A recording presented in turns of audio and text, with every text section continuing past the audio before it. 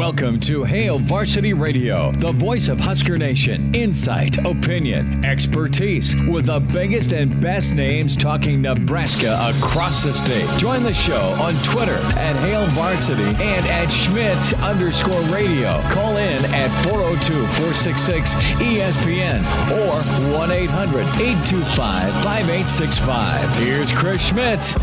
Welcome to it. Great to be with you on a Wednesday. It's Hail Varsity Radio, presented by the Nebraska Lottery. Chris Schmidt, Elijah Herbel, plenty to get to. It is the day Trev Alberts was named athletic director at Nebraska, AD number 14 in Lincoln. And Trev will sit down with us, did sit down with us today. So a one-on-one with the Butkus winner, the All-American, the academic All-American. And the new athletic director for Nebraska football, can join us today. Numbers to get in, 466-3776, 466-3776,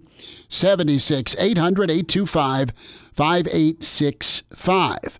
Can also find us on Twitter at Schmidt_radio or at Herbal Essence for Elijah Herbel, and email Chris at HailVarsity.com. So what do you think?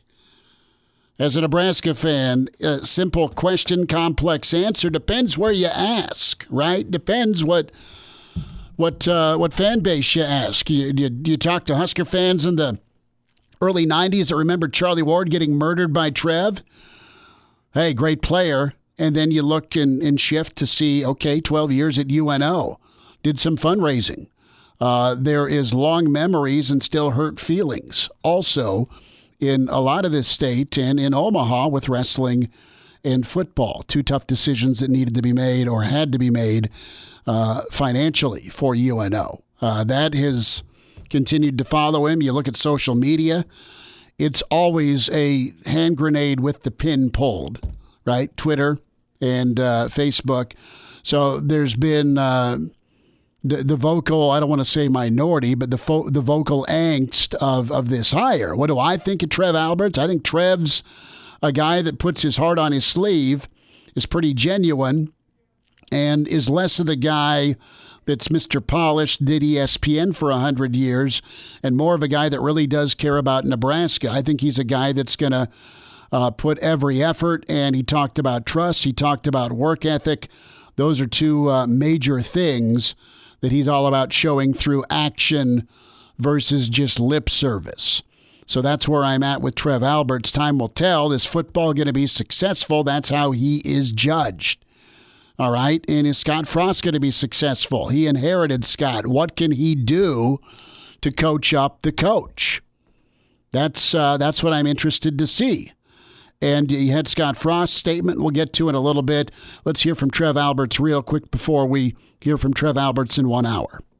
I love this place. Sorry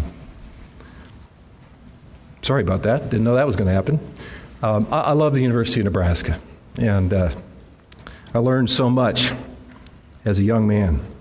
And I've told a lot of people, I've told Coach Osborne this many times, but other than my faith and my family, everything I have today, materially and otherwise, is a result of an opportunity to be a student at the University of Nebraska. And so I don't take this responsibility lightly. I will do everything I can to work as hard as I can for this place. More from Trev Alberts now and later.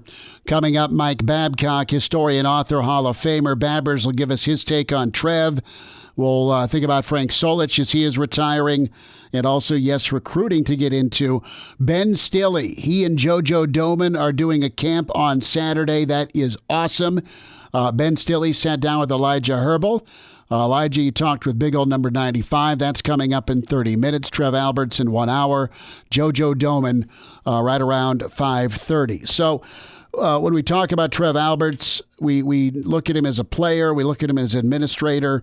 And listen, the folks that are not in Trev's camp will soon become Trev Alberts fans if football gets turned around, right? Because what's missing right now is Nebraska football being the bully they used to be in a good way, a winning program, a team that's going to New Year's Day bowl games, a team that's in contention for a championship. And right now, Trev Alberts' job isn't to go off on football. It's to help fix football, to give assistance to not just football, but other programs that might need some help, might need some direction. He's got to fundraise. He's got to be good with boosters. He's got to be good at listening. And you know what? I listened to him talk about leadership, sincerity, and honestly, the fact that he's going to listen, and he doesn't have all the answers. He seems pretty open-minded. He seems like he's a guy coming in that has a plan, has had to make tough decisions, has pretty high-level character, and is going to do what's right for the university, for the football program, for whatever needs attention versus selfish choices and a direction for more of a look-at-me moment. Trev's been kind of, I don't want to say behind the scenes. You know, you're not ever behind the scenes as an AD, but some people are more public, and he's not anti-public like an Eichhorst. So he's a guy that just kind of puts his head down, his nose to the grindstone, and just works. And I think that's great. You need a person that is going to be there, going to be hands-on, and will be able to mind the candy store, so to speak, with football, and you're going to have that with Trev Alberts. You had over 25 candidates. You had it narrowed down to 8 final candidates. You had 1 interview when you listened to Teddy Ballgame talk, and Trev was the guy they chose on. Why did they pick Trev Alberts over other candidates? Why did they pick Trev Alberts over a Garrett Classy? Why did they pick Trev Alberts over presumed Ed Stewart? Why did they pick Trev Alberts over Garth Glissman? They picked Trev Alberts because of 10-plus years in Division I and getting a program to Division I. And I know they don't have football, but there's enough backdrop with the linkage of Nebraska, a guy who gets football, knows Nebraska football. It made sense. It's a safe hire, and ultimately it's going to come down to getting the winds aligned with this ship that is football and moving in that direction.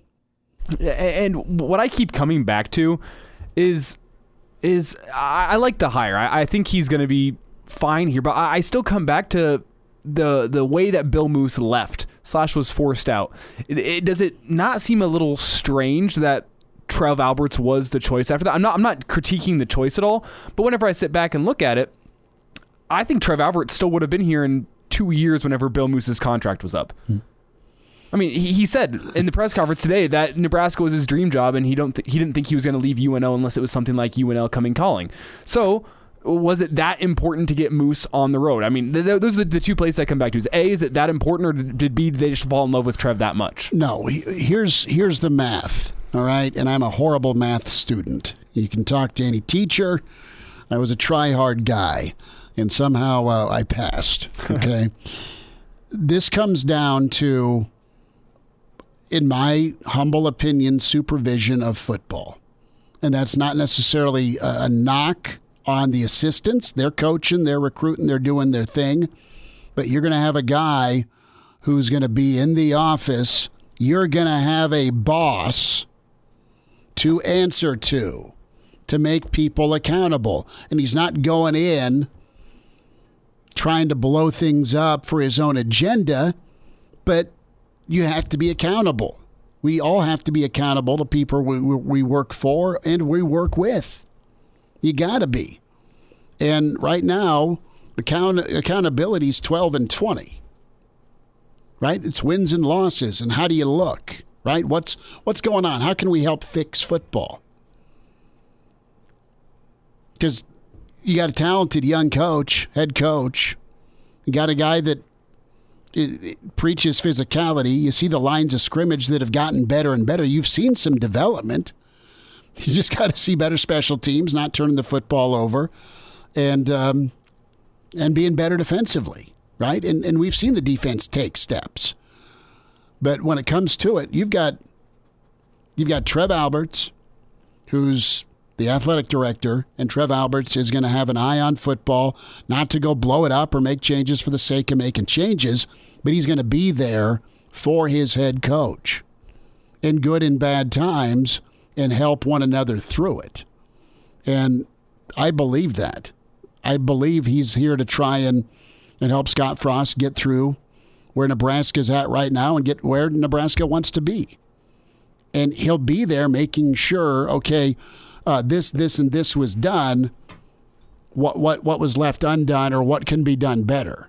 It can be healthy. I think it's going to be interesting to see the Alberts and Frost dynamic, and things were said pleasantly today about Trev's level of excitement working with Frost. Frost's statement is very supportive, obviously, but ultimately it is trust, right? It's trust with Frost to Trev, and it's trust with Trev to Frost. More here from Trev Alberts today, his press conference, and we're spending a lot of time talking about trust here. This is Trev here on where he needs to go. I think the most important thing that I've learned in my leadership journey is the importance of trust. Most important thing, whether it's an athletic department, whether it's a team, whether it's church, any business, any organization, it is built on trust and the importance of building that trust. And so within the next 2 or 3 years, I've got to earn the trust of our student athletes. That's really important. I always remind myself and everybody on the staff that nobody here would have a job if it wasn't for student athletes. They're our focus. And we're going to work every day to help them be successful, just like some in this room did for me for 4 years back in the early 90s. More from Trev Alberts here, the state of the football program. Certainly we haven't achieved at the level that we all hope to attain, right? But I believe strongly in Scott Frost's leadership and the coaches that we have in the staff. I am really looking forward to diving in with Scott. The first thing I got to do, and not just Scott, Will and Fred and Amy and every one of our coaches. That's why I talked about earning trust. Listen, you got to earn the trust, and you got to dive in. I want to be helpful. I will never call a play. I don't tell coaches who to recruit. But I think bigger picture, some of the culture things, I think I can be helpful. But I'm really excited about the future of Husker football and the rest of our sports.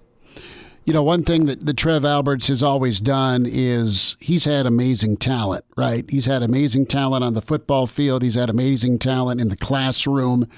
He had high level talent to be one of the faces of college game day, right? At its peak. And one thing he's done is work hard. Things may look easy for him, but he's put the work in. He has put the amount. He's practiced and partaken effort-wise in different adventures in his life, like somebody that's just trying to make the team, not a guy that's one of your top picks to be on the All-American team or a Butkus winner. So the hard work part, I think, will be fantastic. And that's the contrast, right? Bill Moose got results. Love Bill when he went out and got his big name hires. How much was Bill there? And how, dare I say it, how hard was Bill working? And how hard can you be working if you're not there? Right? You got the opposite now. You got a hard worker with a high level of talent, more from Trev. In my last 12 years, I've had just such a privilege to be able to watch businessmen and businesswomen, leaders in our community, in our state, who have accomplished unbelievable things. They've built companies. They're changing the world.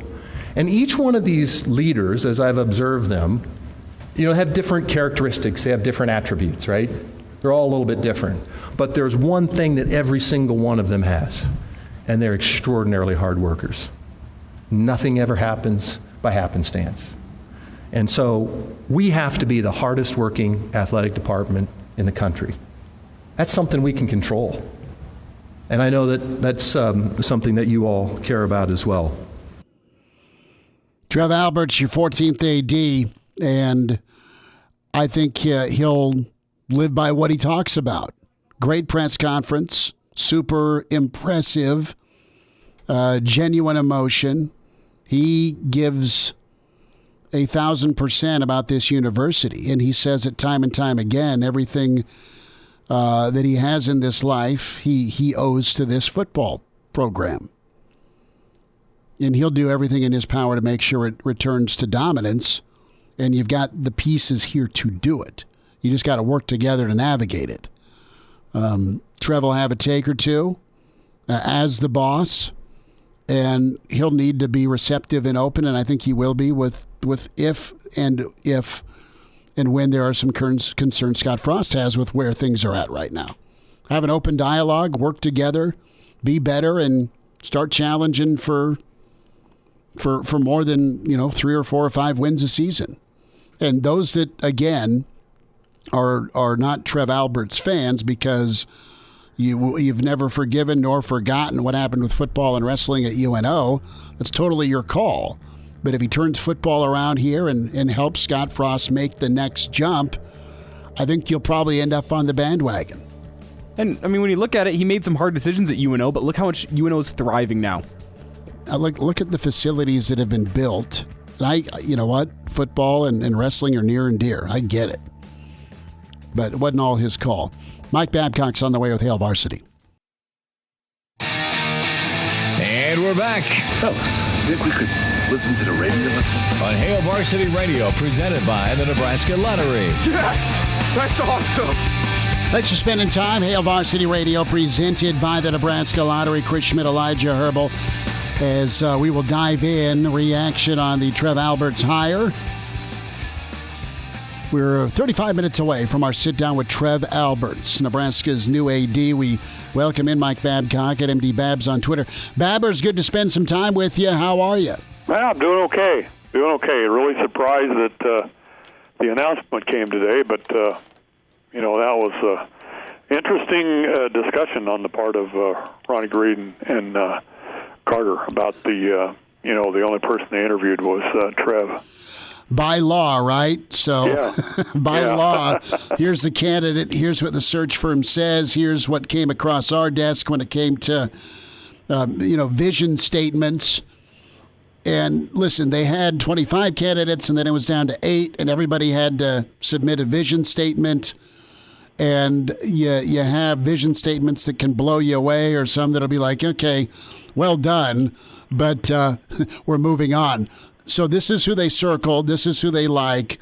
Mike, your impression of what you saw from Trev, your impression of what you know of Trev, covering him like you have, and what's Nebraska potentially have. It's going to turn out to be, does basketball get better? Does football get better?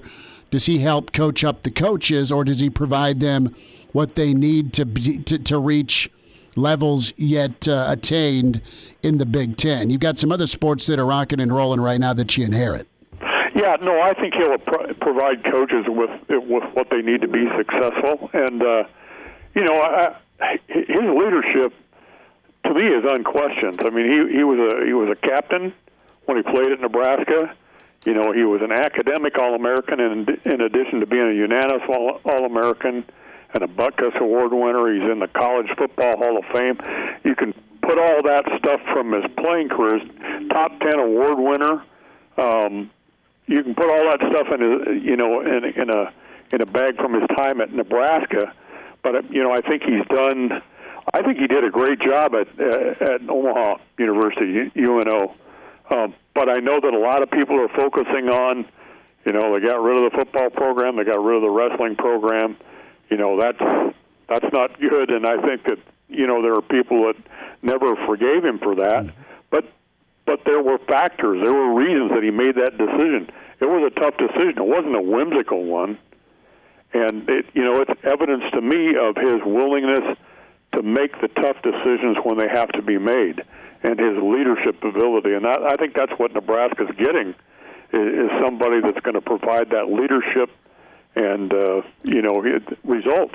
He's going to step up, and he's going to take control of the department. But again, it's a team effort, and he'll be part of that team. Mike Babcock's with us, Hail Varsity Magazine, hailvarsity.com, at MD Babs on Twitter. Mike, what does football need from their next AD? Well, leadership, direction. I felt like Bill Moose just kind of let things. He hired Scott Frost, and he said, "Here it is. Go to it." And I think you've got to be more involved than that. Again, I think it's a team effort. I think it takes everybody to be successful, and I think that that includes the athletic director. It includes the athletic director in all sports. But everybody wants to focus on football. Obviously, that's the thing that drives Nebraska athletics to some degree, and I think he's a good fit for that. But I don't think he's like tunnel vision. I don't think it's going to be all football. I think he's somebody that's going to be involved in all the sports. Again, it's a team effort. It's a team involvement that's required by the athletic director. Husker historian Mike Babcock with us here on Hail Varsity Radio. You can find him on Twitter at MDBabs. And Mike, are you worried at all about his lack of experience as an athletic director at a Power 5 institution? I mean, I know he made some big decisions at the University of Nebraska Omaha, but that's not the University of Nebraska Lincoln. No, I agree. That's a good point. But no, I don't. I'm not concerned about that. I think he has the character and again the leadership abilities. You guys talked about how hardworking his approach is. This is one thing that I remember. Of course, I remember things. I'm getting old enough that I don't remember them exactly right. But I remember Trev telling me once that one of the things that really drove him at Nebraska was sitting in the study hall beside Gerald Armstrong, who was from Ponca, Nebraska. He was a walk-on tight end. And Trev's a scholarship player, and he says, I saw how hard this walk-on worked to be successful, and he was. That drove me. It's like I'm not going to let a walk-on come in here and outwork me. I'm going to work just as hard as he does, and that to me characterized him. It was his background. I mean, that's the way his family was. He worked hard, and I think that's really important, and I think that'll be a characteristic that you'll see. And again, you're going to see results. You're going to see leadership. Are you curious about the Frost and Trev dynamic? And I ask that because Scott's out of town, wasn't at the press conference, and I don't want to make a big deal out of that. John Cook wasn't there either, and it's not like they are protesting or anything like that. I mean, who knew this was coming down? Oh, great email, and I'm glad we got the email, but it's an email at 9:30 that be ready by 11, right? As this search was ongoing, end of July was kind of the timeline.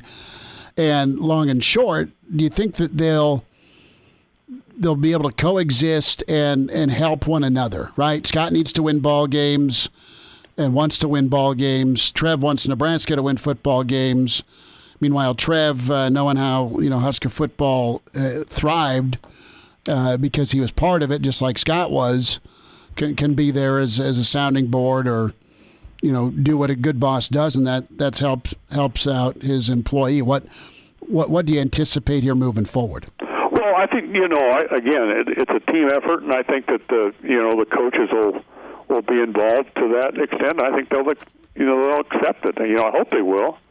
Because as I keep, I'm just being redundant here, but it's a team effort. It requires that, and I think that I think Trev understands that. I think Scott understands it. I think certainly John Cook understands it, and they're going to be involved. The athletics are going to be involved to the extent that is necessary for programs to be successful. Now, there's probably not a lot that needs to be done with volleyball. No, volleyball exactly. is kind of the model of, Nebraska is the model for other volleyball programs. There's no question about that. And John Cook is responsible, and Terry Pettit, had a lot to do with that as well. It's never just one person, and that's why I keep emphasizing the importance of a team effort and involvement from everybody. Mike, let's switch gears. Frank Solich retiring. for health reasons after 16 years. What a remarkable run Frank had at Ohio. Tremendous work at Nebraska. What's your thought here on the day Solich hangs him up? Well, I hope for the best for Frank. I'm being redundant here, but I didn't think that he should have been let go when he was. I think Steve Peterson made a mistake there when he dumped Frank, and I'm not saying that Nebraska would continue winning national championships or anything like that, but I think Nebraska would have remained nationally relevant. Something that's that has just fallen off the map, in those terms. But I think Frank was a great coach, and again, I don't say that Frank would still be coaching at Nebraska if they'd have kept him. But I didn't think the timing was very good on that, and that always bothered me with Frank. But he didn't have a lot of support, and that's the way it went. But I was glad to see him be successful at Ohio. Every opportunity I got to watch Ohio play, I did, because I'm a big Frank guy. I thought he did a great job. It's tough, following Tom Osborne. Tom always said that. Following Bob Devaney was tough, and Tom considered a couple other jobs. And, Frank stepped in there, a difficult situation. Now you're following Bob and Tom. How tough is that? That's extremely difficult. Tom was probably one of the exceptions to the rule of what happens to guys that follow coaches that have been extremely successful.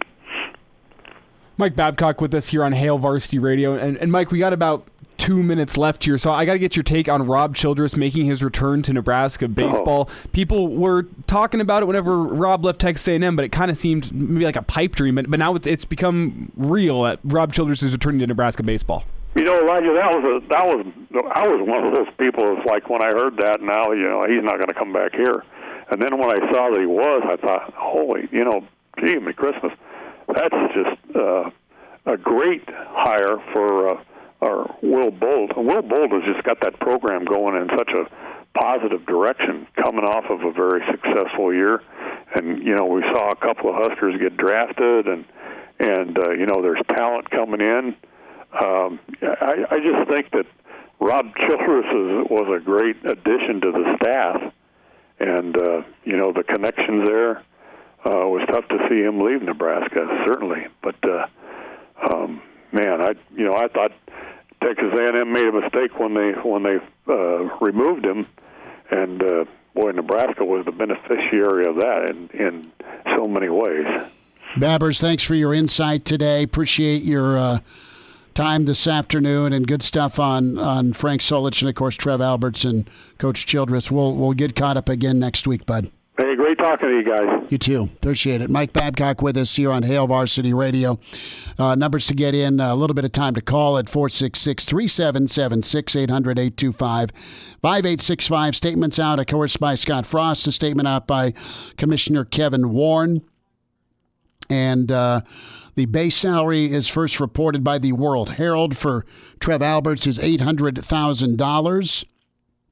So it's not 1.25. What's that say? It's Artez. Okay, well, let's get Artez in here. This is Roger Craig's brother. Artez, I got about 40 seconds, man. What's up? Hey, real quick, I'm very happy with the hire. Quick story, living in Iowa, I loved it when Trev Alberts from Cedar Falls, Iowa, decided to be a Cornhusker. Hayden Fry wasn't happy. No, I don't think he was, and I think John Melton showed up and gave away Nebraska's last scholarship to us. This Alberts kid can play. The rest is history. Well, I know I only got about 8 seconds, but anyway, hey, great hire, man. I hope Big Red will be back soon. I can't wait. Hey, Artez, apprite you tuning in, man. Thanks so much. No problem, brother. And great internal clock there. No, Artez, God bless him. He's driving across the country, and we'll hear from Trev next hour. Chime in 402-466-ESPN or email the show, Chris@HailVarsity.com. Just try me. Back to Hail Varsity Radio. Back in, it's Hail Varsity Radio presented by the Nebraska Lottery. Excited to welcome in a mainstay of the Husker defense over the past couple years, 6th-year senior defensive lineman Ben Stille joining us here on Hail Varsity Radio. Ben, how you doing today? Good. How about you? Doing pretty well. This news about Trev Alberts being hired has kept us busy today. So right off the bat, I know we're going to get into your football camp here in a second, but do you have any thoughts on the new AD? I really don't know a ton. Obviously, know he was a former All-American here, great player. But aside from that, I don't know much about him. So I guess you're going to be building some relationships here over the next couple of months as you get to know your new athletic director. I mean, is that fair? How much interaction did you have with Bill Moose on a day-to-day basis? Was that ever? I mean, you'd run into him every once in a while, but very, very minimal, I think. Well, that's the exciting news from today. But the exciting news on your end of things is the Stille and Domann Youth Football Camp coming up here this Saturday. I just want to take you back a little bit here. Where did this idea come from, and why did you choose to do it with another 6-year senior in JoJo Domann? Yeah, I think the idea was just pretty natural for both of us. Both of us really enjoyed just being around kids, interacting with kids, and it was just a natural thing for both of us. JoJo's parents have also run youth camps before, so that helped having their background.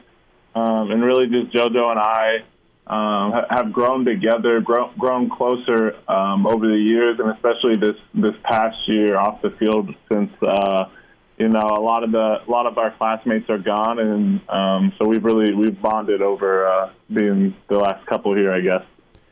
Talking with Husker defensive lineman Ben Stille here on Hail Varsity Radio. And Ben, your camp's going to be open to kids age 7 through 14.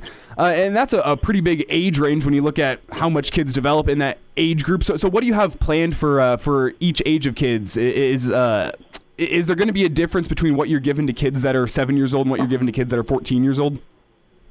Yeah, for sure. Just from an attention standpoint, and just what we're able to do with them. The younger kids will be, a lot less skill or a lot less, technique focused and more just getting them playing, getting them moving around. And then the older kids will definitely get a little more technique involved with it, and then they'll get to play some form of organized football more so than the younger kids. Now, when I look at two guys running a football camp, there's obviously got to be a lot more moving pieces in there involved. So who else is going to be helping out as you guys are working through this football camp here on Saturday? Yeah, I mean, we have tons of help aside from each of our family members, aside from, friends of both parties. We have probably about 15 guys committed right now that are from the team that'll be out there. They're helping out. To name a few here: Casey Rogers, Feldarius Payne, Thomas Odoni, Tate Wilderman, Marquise Stepp. And that's a few that I got off the top of my head here. There's a handful more, though. Got a few minutes here with Ben Stille, Husker defensive lineman. And Ben, how excited are you for this camp? I mean, I've read some of your other interviews you've done recently, and I know you're somewhat a small town kid, so you probably didn't have a chance to do stuff like this growing up, being able to see, current athletes. I know my experience from whenever I was growing up was NFL guys coming back and running football camps around the state or around the Midwest. So just what do you think this experience is going to mean for the kids who are going to be involved on Saturday? Yeah, that's exactly right. It was there's an opportunity I didn't necessarily have coming from a small town, and now that I have the opportunity to put one on and give back to the Lincoln area, the surrounding small towns, some Omaha kids as well. Definitely means a lot to me, and I know it'll mean a lot to them. Just being able to interact with Husker players, on a closer level. It'll be good for them just to be able to not see us only on the TV, but in real life and be more personal with them. Ben, I do have a few football questions for you, but before we get to that, I just want to ask, for the parents that are out there listening, I'm 22 years old and have no kids. This is not something I can participate in. It's not something I can send my kids to go do. So what's your pitch to those parents out there who are looking around, have nothing to do on Saturday, and might want to send their kids to this? Is there walk-up available for those parents, or do they need to get pre-registered? And just what's your pitch to them? Yeah, so we'll be out at Speedway Sports Complex this Saturday, July 17th, on the fields out there. We have 2 fields set up. We encourage everyone to register online at benstille95.com/camps. You'll find the registration link there, more information there. It's $49 if you register online, and then we do have walk-ups the day of, but it's $59. So just for our numbers' sake, we're encouraging everyone to do it online beforehand. And yeah, really that's it. We have our sponsors helping out with scholarships between Lincoln Orthopedic Physical Therapy and Signal 88 Security and Mannheim, Omaha. They're taking care of anyone that need scholarships for the camp. So there's a link on my camp's page there. You can get in contact with me, and we'll get you taken care of if you want to get set up with a scholarship. And then Chick-fil-A is doing an awesome job helping provide shirts for all the kids, providing food after the camp for all the kids. And yeah, so it looks to be we're just going to have a fun day, and hope everyone has a good time. Ben, before we let you go, I got to ask you about your decision to come back for a 6th season. I'm sure that was a tough decision with the strain that football puts on your body. So just really fast, what brought you back for another season, coming back and playing again for Nebraska? Yeah, I think a lot of it came down to it just didn't sit right. Us leaving on the note we did, I guess, and the season that COVID was and how it went just didn't sit right with a lot of us seniors, and we wanted to come back, and leave it in a better place, leave this organization in a better place than we found it. Last thought here, Ben. What are some goals that you've set for the Husker defense for this upcoming season? Yeah, it really just comes down to being more consistent and being as consistent as possible for us. That's going to be the biggest thing for us to go from being a good to a great defense, and I think we're definitely capable of it. Well, Ben, appreciate your time here. I let you get out of here. I know you've done a few of these over the past couple weeks, but want to thank you for joining. And what do you got going the rest of the day? It's our off day, so not too much. Probably some more organizational pieces with the camp, and some taking care of some things that I've got going with my apparel and stuff on my website. So just the name, image, and likeness grind. It never stops, does it? No, sir. Well, you enjoy that, Ben, and have fun. Good luck at your camp on Saturday, all right? Yeah, appreciate it. And now, back to Hail Varsity Radio. Big thanks to Ben Stille for sitting down with Elijah Herbel. We'll check in with JoJo Domann in about 45 minutes or so. Trev Alberts, the new athletic director, Husker standout with us at 5:05 or a little bit after our one-on-one with Trev Alberts here on Hail Varsity Radio. Chris Schmidt, Elijah Herbel. Reminder about moving. West Blue Realty is there for you. West Blue Realty, real estate professionals that take care and specialize in residential home sales in Lincoln and surrounding communities. They'll help you make this next move a smooth one. Think what your home is worth now. Maybe the time is now to sell. Maybe you're still in search of that school district, or you're downsizing, or you want something bigger. Hey, it could be out there for you. West Blue Realty there to make it happen for you. 2 names to know, Tom Luby and Kelly Hofschneider. They're incredible. And when you mention Hail Varsity, they can provide you up to $1,000 on the closing of your next home purchase. Numbers to know, Tom Luby at 402-540-3768, or Kelly Hofschneider. Give Kelly a holler at 402-202-2312. It pays to work with West Blue, westbluerealty.com. And don't forget to go visit them today, 1120 K Street, Suite 200. So about 10 minutes away from Trev Alberts joining us and JoJo Domann next hour. So when you go yay or nay, you look at why things can work out for Trev Alberts. Is he tough? Yes or no? Yes. Is he smart? Yes or no? Yes. Is he fair? I'd say so. Does he love Nebraska? Yeah. Has he been kind of thinking globally, big picture? Do you have to, as an AD, whether it's Group of Five, Power Five, or a school transitioning to Division I? Yeah. Is he competitive? Does a guy like losing? No. All those things are key ingredients. And if you can say yes to, that's why this can work out.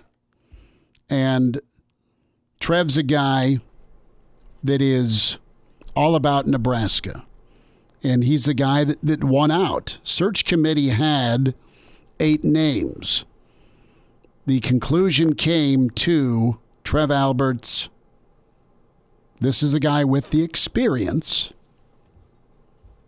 And this is the guy that we think best fits Nebraska. Here's our recommendation, Ronnie. Here's our recommendation, Ted. Do with it what you will. And there's your answer. The acceptance was last night. You had dinner Monday night. Probably Monday to Tuesday to mull it over, pull the trigger. Contract signed today. Press conference at 11. Some things he's going to finish up and dot some I's, cross some T's when it comes to work left to do at UNO, right? So why did Nebraska go with Trev Alberts? They needed and wanted someone with strong UNL ties from a highly competitive field. You want somebody that has experience in the college sector, and you need somebody that gets Nebraska and has strong football tradition. Those are all yeses for Trev Alberts. He's your new AD. He's up next. Welcome to Hail Varsity Radio, the voice of Husker Nation. Insight, opinion, expertise, with the biggest and best names talking Nebraska across the state. Join the show on Twitter at Hail Varsity and at Schmidt_radio. Call in at 402-466-ESPN or 1-800-825-5865. Here's Chris Schmidt.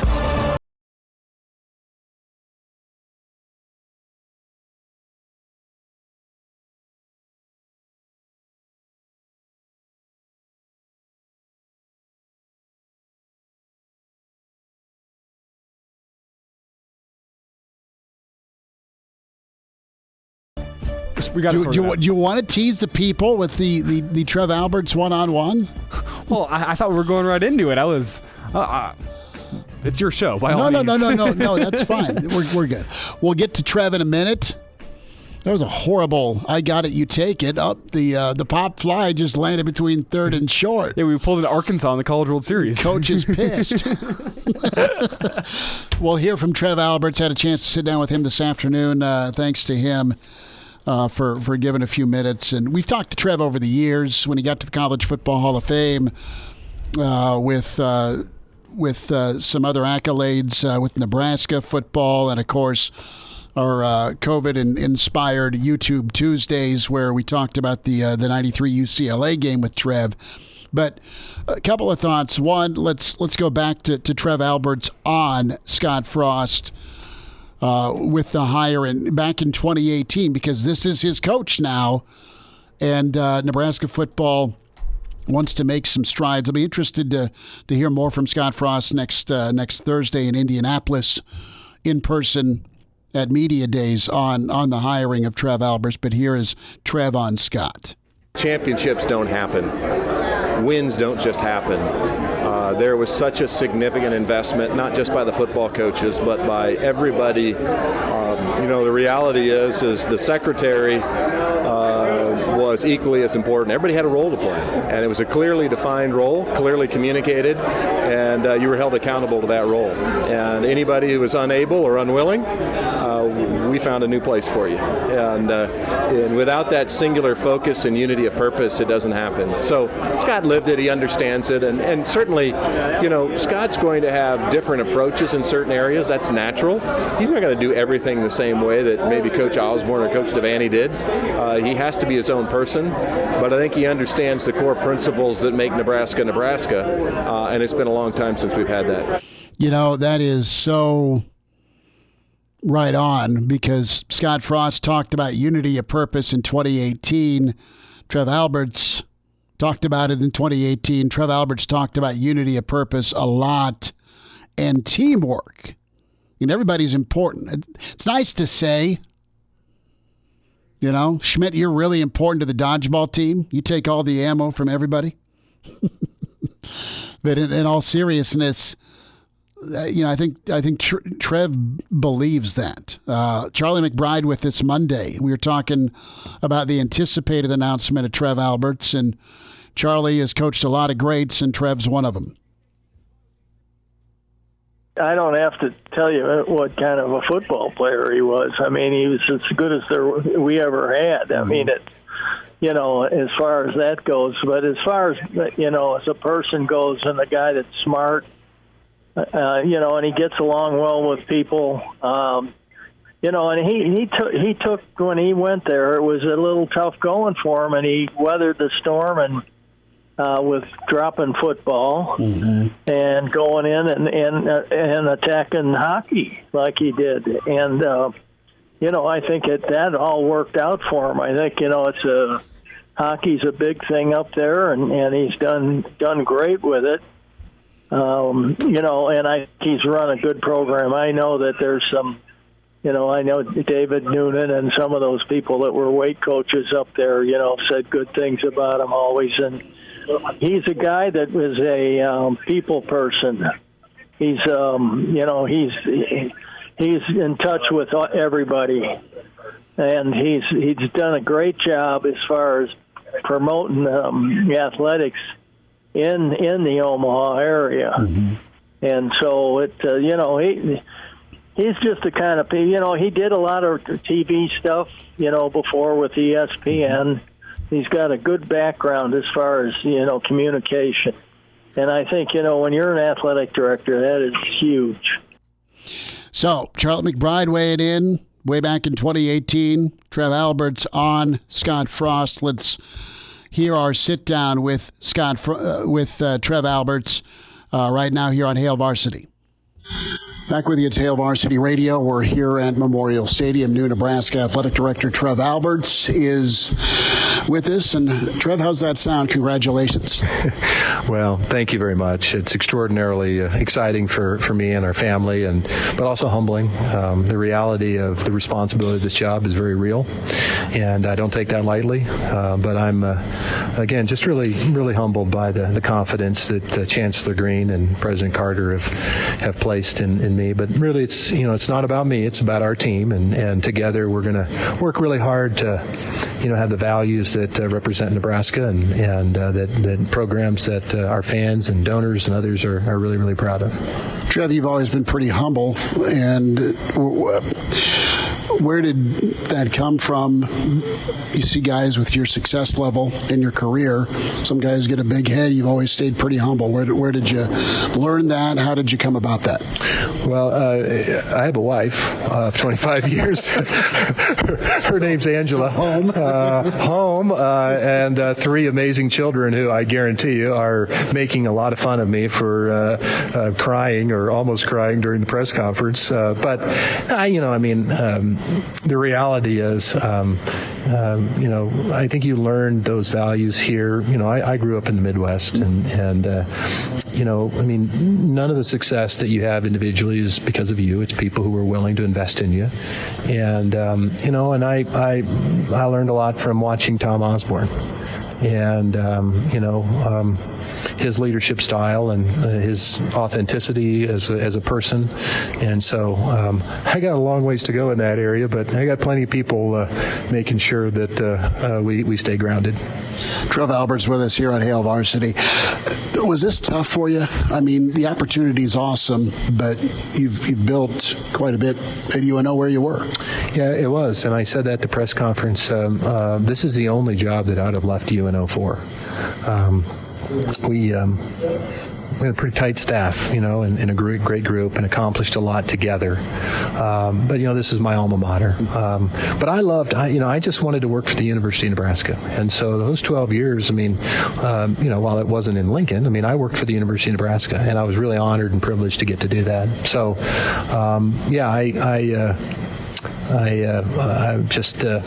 Again, think it's a tremendous opportunity, an opportunity to work with some really talented people, and just really honored to get to be the athletic director here. You were interviewed. You kind of laid out 4 key points during your press conference today about what's important to you when it came to a couple of key questions Ronnie Green asked you. Did you lean on anybody? Did you seek advice when offered this position? Well, I was only offered the position last night, so I didn't have a lot of time to. But I had reached out to. I had quite a few donors and corporate sponsors and friends that were pushing me hard to get involved, and thought that this was the right time. And my life and our personal family experience was a little bit different, so the timing was right. But I as I said in the press conference, what really motivated me was not only the leadership that exists here, but when I saw the search committee put together the attributes that they felt was important, it was easy for me because that's what I believe, and I thought there was alignment. So everything in life is about fit, right? If they're looking for, and that's not the right fit, then you're doomed to fail. And so what was really important, and I think that's why the search committee work is so important, is that they very clearly are able to articulate what the expectations are of leadership. So there's no confusion or questions. This is what we expect. And when I saw that really motivated me to aggressively compete to try to win the opportunity. Let's talk about football. You know it well. Trev Alberts with us. When you look at where Nebraska, where they're at and where they want to go, and the current landscape of what Big Ten football is, what's your view on that dynamic right now, and how close do you think Nebraska football is? Well, it's, I haven't spent a whole lot of time. I've been watching from afar. Obviously, I'm a fan. I'm a fan of Scott's and a fan of our staff. But, clearly, we got work to do. You're talking about, one of the premier conferences in America. You're talking about aspirant institutions, academically and others, who also give out scholarships and have a vision and significant resources. And so, I think the Big Ten needs Nebraska to be successful. And I think, Nebraska needs the Big Ten to be successful, right? I think we need to do our part. We need to earn it. Nebraska's not entitled to success. Just because we've had success in the past doesn't mean it's guaranteed in the future. There's an awful lot of hard work and effort, consistency that went into creating previous success. So we got to get back to that. But we'll do our part. We'll keep getting better.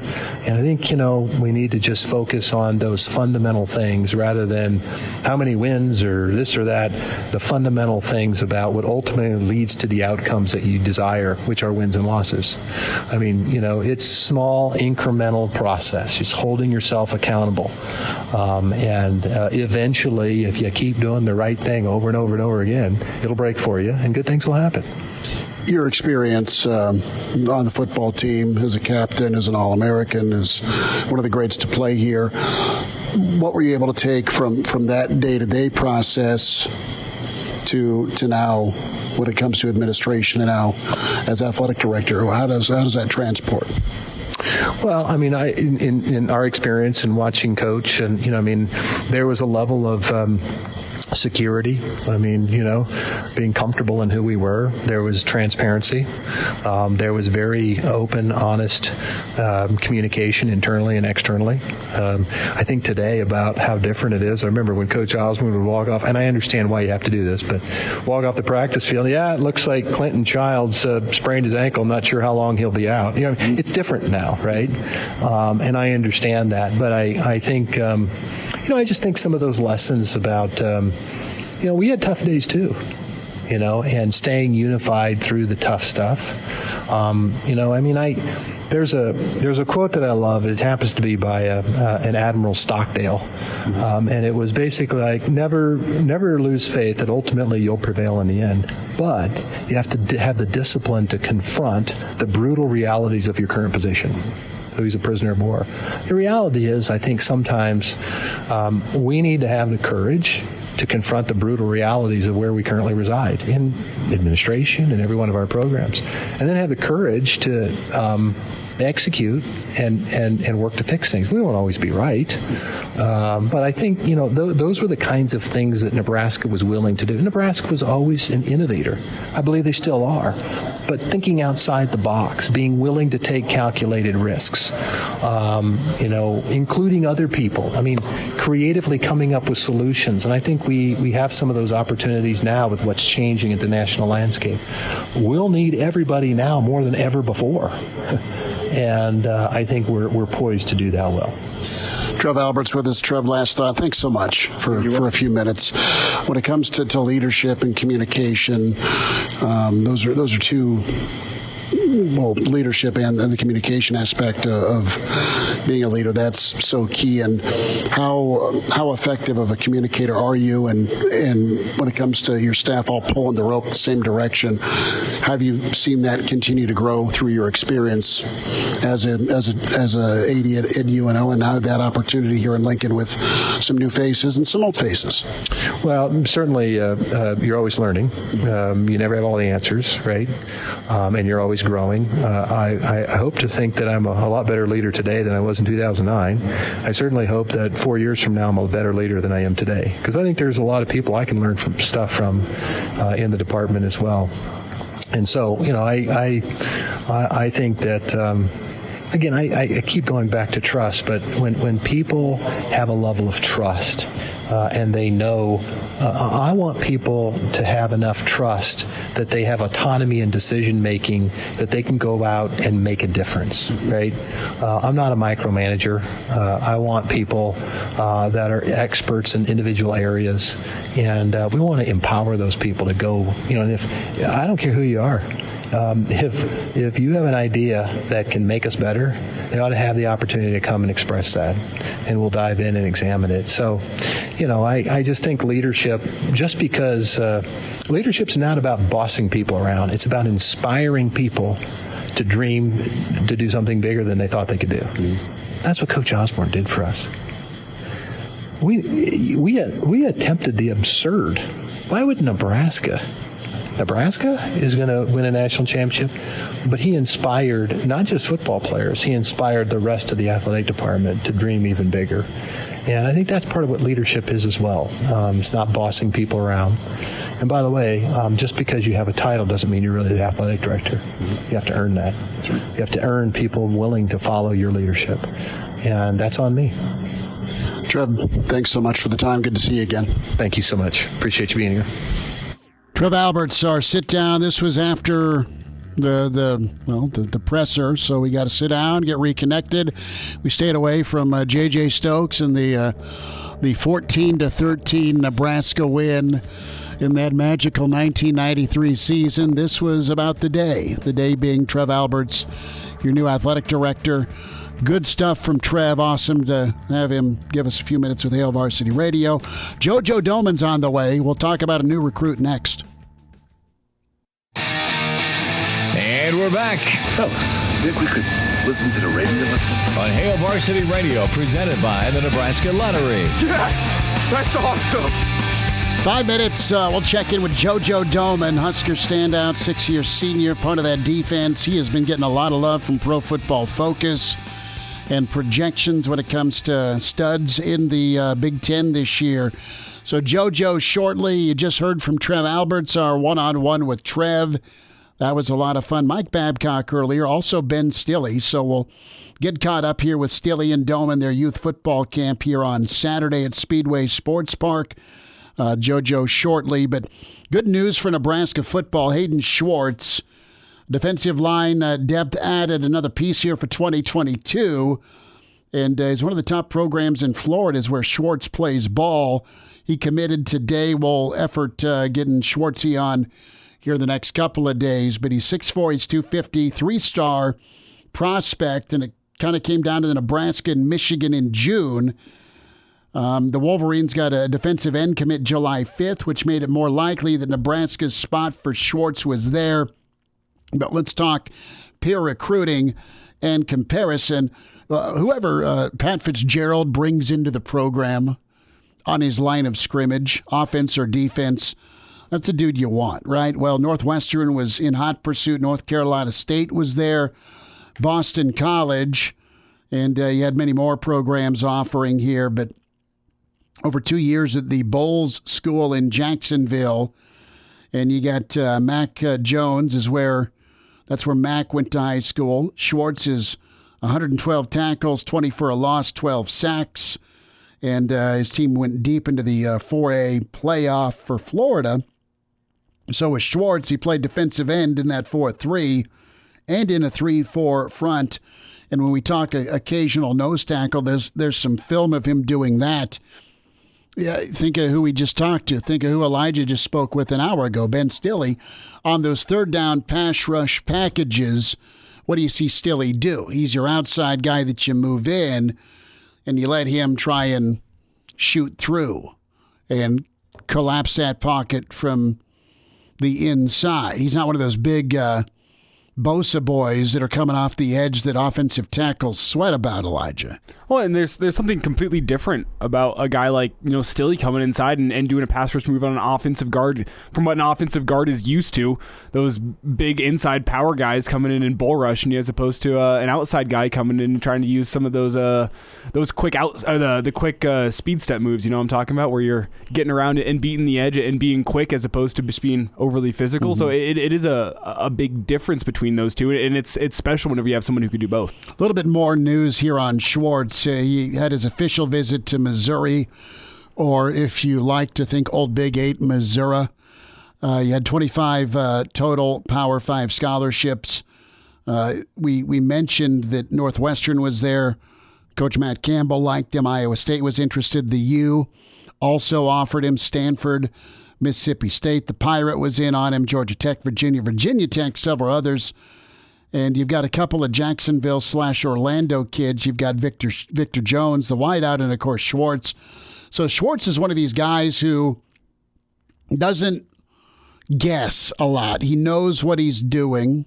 There's decisiveness, which is good. He's very physical, which you love. And the fact of the matter is you can't ever have enough solid defensive ability. And to be able to get another guy on that line is pretty big time. So let's look at what Nebraska has. Defensive end, linebacker, hybrid, possibly, because you got Schwartz at 6'4", 250, right? So if he stays at that weight and that size and can move, he can be one of those Wisconsin-type outside linebackers that is great against the run and gets after the quarterback. Applegate, outside linebacker, stud out of Southeast. You've got Big E out of Columbus. Houseman is doing work as well. So Nebraska getting a guy they really like, and Nebraska beating out some named schools, Northwestern, Stanford, Miami, Michigan, Missouri, for this get. So pretty impressive. 466-377-6800-825-5865. Numbers to get in on the show today. We'll have all the interviews posted. Mike Babcock, of course, Ben Stille. Good stuff, our one-on-one with Trev Alberts. All of that's posted Going to be posted, ESPNLincoln.com, the on-demand. I believe it's all posted now. Okay, on the on-demand section is where you go for that on ESPNLincoln.com, on Twitter at ESPNLincoln, and for sure get the podcast and give us a review, good, bad, or ugly. Spotify, iTunes, and Google Play is where you go. So some intrigue here with Nebraska. You have plenty of accolades here, and also some not so fun reaction, Elijah, with some Nebraska fans, or just football reaction in general on Trev. You've got some Nebraska fans that get it, are optimistic, they're wonderful, and then there's others that are still not forgetting nor forgiving how things went down with football, how things went down with wrestling at UNO. Well, to me, it seems like some Husker fans just aren't doing their research here. They're listening to the wrong people. I mean, I've seen some comments from some national pundits saying, oh, this is Nebraska just making another move, trying to relive the glory 90 years. And that's not it at all. If that's what you think Nebraska is doing here by bringing back Trev Alberts, is, bringing back another player from the glory years because they get it. That's not it at all. Trev Alberts got this job because he has the qualifications for it. He has done great things at UNO. You can say what you will about him cutting the football program and cutting the wrestling program, but he did what was needed to be done to be able to get UNO as a whole up to Division I, which is much more stable footing for UNO as a whole. I mean, we talked about Bill Moose saying he set a foundation for success for UNO after he left. Well, that's exactly what Trev Alberts has done at UNO. By being in Division I, by getting them new facilities, he has set a foundation for continued success at UNO. And he's also built up programs that were bad whenever he got there. He built them to good, and he took good programs and made them great. When you look at how good the hockey team is, how he's built up the men's basketball program, the baseball team with a new stadium. He's done great things at UNO, and the fact that he was 45 minutes away from Lincoln is not... this is not Nebraska going convenience here. This is not Nebraska going, yes, a guy from the 90s who's nice and close to home. They just found a good candidate who happened to be 90 minutes away, or 45 minutes away, excuse me. And let's not forget, he happened to play here in the 90s and actually cares. It's not they're going after a guy because he's from the 90s. No, I mean, the Nebraska understanding is important, but above all, you've got to get a guy that can come in, do the job well, and make sure everyone else is doing their job. Is this going to be a situation where you got to be hands-on, or is it something that you can just kind of bounce ideas off of one another? So that's where we're at. We'll see where things go. As Trev Alberts, your 14th athletic director at Nebraska. We may or may not have JoJo Domann. We're efforting that. We are on a tight timeline to do so, but it's interesting. Okay, let's get to the phone call. All right, let's do that, and we'll see if there's another phone call that follows here. Ross, you're with us. Go ahead. Hey, it's Russ, R-U-S-S. Russ, thanks, brother. Thanks for calling. Hey. Thanks for taking my call. Long-time listener. Just want to say that initially I was looking for Ed Stewart to be the guy. Was hoping for him, but after watching Trev's press conference, and I know we have to be cautiously optimistic, because if you win the press conference doesn't mean you're going to get it done outwardly, right? So just basically want to say with Trev Alberts leading the program now and watching the press conference, I feel very good about him. And maybe if Eddie Stewart can get moved up into the Big 12 hierarchy, doesn't sound like he's too far away. Maybe we have a future in the Big 12 down the road. I know that's a little bit of a stretch right now. Russ, let me ask you this. And listen, I know it'd be fun to be back in the Big 12, but you've been recruiting to the Big 10 for the last, at least 6 years, right? 5, 6, 7 years. I think that ship has sailed because of what type of TV money's coming in compared to the Big 12. But you're right. I mean, I was intrigued with Lars's tweet about Ed Stewart as well. But here's the reality. The reality is this. Ed Stewart's going to probably be your next commissioner of the Big 12. There you go. So Ed Stewart, God love him. He is in a great spot in the Big 12, and he could be your next commissioner. this is really nice for Trev Alberts. JoJo Domann's with us. JoJo, we have about 3 minutes till we got to go to break. Thanks for calling. How are you? Great. How you doing? Good, man. Tell us about Saturday. What's going on? Saturday from 8:30 to 11 at Speedway Sports Complex. Stille and I are going to be hosting a youth football camp, 7 to 14, boys and girls. Chick-fil-A will be there giving out sandwiches afterwards. We've got T-shirts for everybody. We're looking to have some fun and throw some footballs around.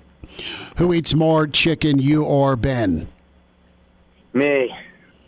Really? Don't let the size fool you. Do not let his size fool you. Well, he's a big old dirty defensive lineman. I get it, but man, good for you calling your shot that you're going to out chicken breast him. That's impressive. Only because I love it more. No, I get it. JoJo Domann's with us, his youth camp.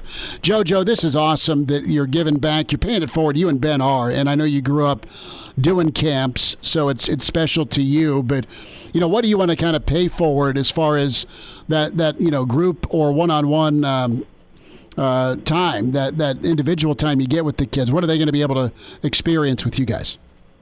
Absolutely. I mean, as a kid going to these camps, I always looked up to the NFL players that volunteered their time to be there. And what it did for me was kind of bridge the gap between me and these superheroes that I made these guys out to be superheroes in my life. So just to have these intimate interactions with kids in the community and just show them that we are no different, that we are one and the same, and that if you first of all grow and second of all put your mind to it, anything's possible, and whatever you set yourself out to achieve in life is more than possible for you. JoJo, I got a minute less than. We'll do this again, but as we look towards the season, what's your excitement level? What are you most excited about with this 2021 Black Shirt crew? I'm so excited because of the men in our locker room. We're on the same path, same mission, collective consciousness. Just really, really excited to go to work with these fellas, lay my body out on the line for this school and for this program, and just take it one game at a time and stack them up and see where we stand at the end. JoJo, what's the website for folks to get signed up? BenStille95/camp. All right, JoJo, thanks for jumping in on us, buddy. Absolutely. Thank you. He's in his 30s, but sounds like he was born with a stogie in one hand and a brew in the other. Now, say my name.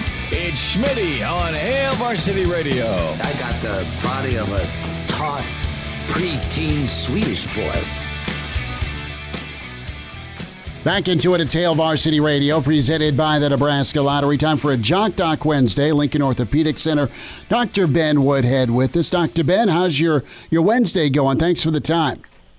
Absolutely. Doing good, Chris. Yourself? Doing all right. I'm doing better than Conor McGregor. Man, what a circus it was Saturday night. Not the biggest UFC guy, but couldn't avoid it on social media. As McGregor earlier this week, of course, having a 3.5-hour surgery in L.A., having a rod put in. Dr. Ben, let's talk about the injury with Conor McGregor and just where the fracture happened. What do you make of the injury and the recovery? So sometimes the injury itself, when you see these on TV, look worse than almost the recovery can be, because if you watch back through that video, it looks terrible. He obviously broke it enough to where both the fibula and the tibia displaced, when he walked back to try and step on that leg, and you could see that it was essentially at a right angle. And so it's a very, very gruesome type of injury to see on TV. And it was, and McGregor's there kind of sitting down, and there's Joe Rogan arm around him, interviewing him, after the medical stoppage. But how does your tibia fracture like that? And the way I've kind of had it explained is with the attempted kick, you had a block by Poirier, and then the elbow hitting a part of the shin, and then when you put your weight back down on the leg, that's when it kind of crumbled. Is that fair to say? Well, I think so. There's been a lot of speculation looking back through the videos when is actually when his tibia actually broke. And it's probably a combo of the two. I think you're exactly right.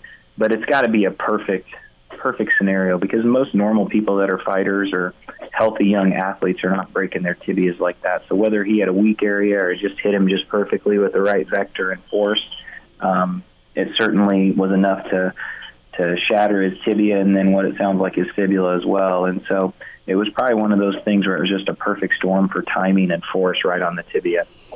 When we talk about Ultimate Fighting and just the wear and tear with kicking and punching, and there's no pads, right? You have minimal gloves, but it's intense. So it is something that's dangerous, and you have horrific injuries. And when we talk about Conor McGregor in his future, let's just talk about his health here and recovery and what's next for him with this rod and maybe fighting again someday. Yeah, so I think from what it sounds like, they were able to put a rod down the tibia, and then also put a plate and screws on the side of the fibula, which is your bone on the outside. So a rod in the shin bone. And so, when you're able to fix a fracture like that, it's actually more of a good sign than having to put plates and screws on the shin bone, because it means that it actually didn't go down into the joint, which can cause some more long-term issues with arthritis and pain and walking and running. And so he technically fractured kind of the long bone of the shin, and so those oftentimes will heal fantastic. The rehab is still going to be, it's going to be a difficult rehab for him. He's going to be non-weight bearing, it sounds, for 6 weeks, and then he's going to gradually start bearing weight on it once the fracture is healed. But the goal is, in an injury like this, when you put the rod down, that he's going to hopefully make somewhat of a full recovery. You don't know that for sure, because we don't have access to the x-rays and know exactly where he broke. But as long as it didn't go into the joint, the hope is that he has much more of a predictable recovery than if he had it through the joint. When it comes to that recovery, what's the timeline here? What are some obstacles? Anytime you have a rod or some sort of implement put in, I would assume that it is, well, it's a pretty tedious on your guys' end, even though you're great at it, but B, just the healing part. I mean, can things get a little bit more sticky, so to speak, if you have to do rods or plates or screws, things like that? Yeah, anytime you put hardware in the body that is not natural, there's always things that are concerning. Most of the time it goes flawless. People get back to activities over the course of 3 to 6 months and are doing fantastic. However, once you put those foreign objects in the body, bad things can happen. You can get infection. Worst case scenario, you can actually have the fracture, even though you make it perfect and it looks good on x-ray, it still cannot heal, which would require a second surgery to go back in and fix it again. You can certainly be in situations, I'm sure he will be compliant, but if he's not compliant or gets back to activities too quickly or walks on it, the plates and screws can break. And so there's so many variables once you start putting in foreign objects to fix body parts that he's really going to have to be careful for these first 6 weeks and listen to what all the doctor's orders are and really follow it to a T. And that, I think he will, but those are just things to be aware of, that if you don't, bad things can happen. We're talking about Conor McGregor, his injury. Dr. Ben Woodhead with us, Lincoln Orthopedic Center at Jock Doc Wednesday. What is the... I don't know anyone who's had this, maybe, and you've treated folks, obviously, but from a pain standpoint, I mean, that looked excruciating with the break, obviously, where your foot's going the wrong way, and then you get a splint put on it, and then, 24, 48 hours later, you have surgery. Is that about as painful as it gets? And there's been other injuries. I think Alex Smith, Joe Theismann, I don't know. Is this injury and breakage in that same family? Yeah, it absolutely is. And I would, I haven't had this injury myself, but treated a lot of people with it. I do think it's most painful initially, and when those bones are unstable, it's because that micro motion or macro motion, whatever you want to call it, that causes the pain and the fibers in the body to hurt. So once it gets stabilized with the rod and then the plates and the screws, the bone is much more stable. You're still going to have surgical pain, which that's what he's recovering from now. But theoretically, he should be in less pain now, and it's surgical pain that he's going to try and master over the course of the next 6 to 12 weeks. Conor McGregor is our topic. His injury on Saturday, a Jock Doc Wednesday. Lincoln Orthopedic Center, Dr. Ben Woodhead with us. Dr. Ben, let's get into recovery here. And specifically, with Conor, is there a likelihood of re-injuring this again, despite the medical intervention? As long as he does a good job of waiting for this thing to heal, odds are not that he will break the tibia again, because he'll actually be stronger than it was before, because you'll have the rod inside the tibia that's actually holding it as it heals. There's certainly situations where the rod doesn't extend down all the way down to the ankle joint or all the way up to the knee joint, and so you can break above or below that metal portion. But as long as this heals, it should be stronger than it was before. His biggest thing is getting past the mental hurdle of the pain and the weakness and the recovery. That's going to be his hardest factor in getting back to his performance level. From a training standpoint, it'll take some time to get things recalibrated strength-wise, but we'll see what's next for Conor McGregor as he tries to get back at it. It's Ben Woodhead with us here, Lincoln Orthopedic Center, a Jock Doc Wednesday here with Hail Varsity. Dr. Ben, thanks for the insight. Thanks for the time today. Thanks so much, Chris. Have a great day. Miss us? Come here, brother. Give me a hug. Bring it in for the real thing. We're on call for you. Catch the podcast at HailVarsity.com, the ESPN Lincoln app, or download them on iTunes. Saddle up, partner. Back to Hail Varsity Radio. One final time on a Wednesday, it's Hail Varsity Radio presented by the Nebraska Lottery. Chris Schmidt, Elijah Herbel. Many thanks to Trev Alberts for joining us. Big thanks to Mike Babcock, Ben Stille, JoJo Domann, all 3 minutes of him. And, of course, our Jock Doc. Tomorrow we are at Haymarket Park, which is nice. Juniors baseball team has a doubleheader, which is great. We'll see how that rolls. So we'll be on site at Haymarket tomorrow. Road show Thursday. We'll check in with Steve Warren from the Warren Academy. Some other things up our sleeve, probably a Brandon Vogel sighting. We'll check in with Danny Burke.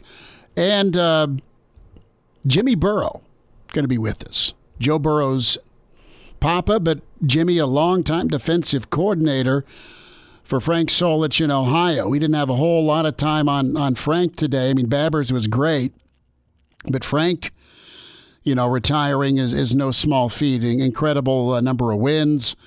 Always enjoyed watching Frank's teams here and in Ohio. And job well done for the 77-year-old head football coach for Ohio. Reminder about buckling up. Nearly 70% of people in fatal crashes in Nebraska not wearing a seatbelt. If used properly, a seatbelt can and will reduce the risk of fatal injury by up to 60%. Your best defense in any crash, buckling up. Brought to you by the Nebraska Department of Highway Safety Office. 466-377-6800, 825-5865. Numbers to get in is how that works out. So busy show tomorrow, getting into the end of the week. So we're kind of just now calming down, getting our arms around the whirlwind day with your new athletic director in Trev Alberts. But a lot's been said, some positive, some negative, and now you've got the weekend, and then you move full force in to the college football season, because Fan Day's coming up here on the 29th. Is that right? The Thursday. Practice and camp will get rolling. And then you are a month out from the opener against Illinois. 45 days. The old Makovica number. 45 days till college football's here. We have NBA tonight. It's been crazy. Yeah, it's Wednesday, isn't it? It is Wednesday. Oh, so we need to do you have the line? Steak and a beer bet. Do you have the line? I don't, because my phone's about ready to say uncle. Let me find it real quick before we get out of here. I would say Milwaukee's probably favored here by about 4. Do you get it? let's see. Currently, we have Milwaukee as a 4.5-point favorite. Aha. So what is Elijah Herbel down 2-1 in the steak and the beer bet? You want me to pick, or are you going? Well, let's see. I'm 1-0 in picking Milwaukee, and I'm 0-2 in picking Phoenix. You've lost 2 in a row. You're about to get swept, dude. 0-2 in picking Phoenix. So if I was a smart man, I'd pick Milwaukee, but I'm not a smart man, so I'm going Phoenix again. Do you want the points? I want the points. 4.5. Give me Phoenix. You let me know who's covering Giannis. Jay That's Crowder. worked out well the last 2 games, and he has bully balled his way in. So, yes, it is Milwaukee. It is Phoenix. But Scott Foster isn't the ref tonight. That's why. Scott Foster said, okay, 40-10, I'm going to help out with that. We'll talk to you tomorrow from Haymarket with Hail Varsity.